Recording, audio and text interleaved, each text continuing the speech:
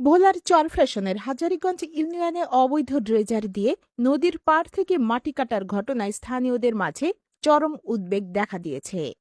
এ ঘটনায় স্থানীয় বাসিন্দা আব্দুর রহিম হাজারী শশীভূষণ থানায় একটি লিখিত অভিযোগ দায়ের করলে দ্রুত পদক্ষেপ নেয় প্রশাসন। অভিযোগের ভিত্তিতে শশীভূষণ থানার পুলিশ ঘটনাস্থলে গিয়ে অবৈধ ড্রেজারের কার্যক্রম পরিদর্শন করেন। পরে প্রশাসনের হস্তক্ষেপে ড্রেজার মেশিনের কাজ বন্ধ করে দেওয়া হয়।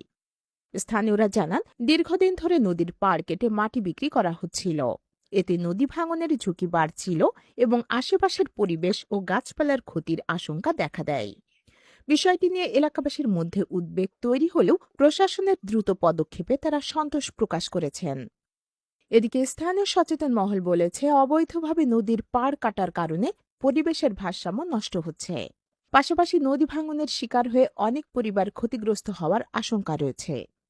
তাই ভবিষ্যতে এ ধরনের অবৈধ কার্যক্রমের বিরুদ্ধে কঠোর নজরদারি চালানোর দাবি জানিয়েছেন তারা।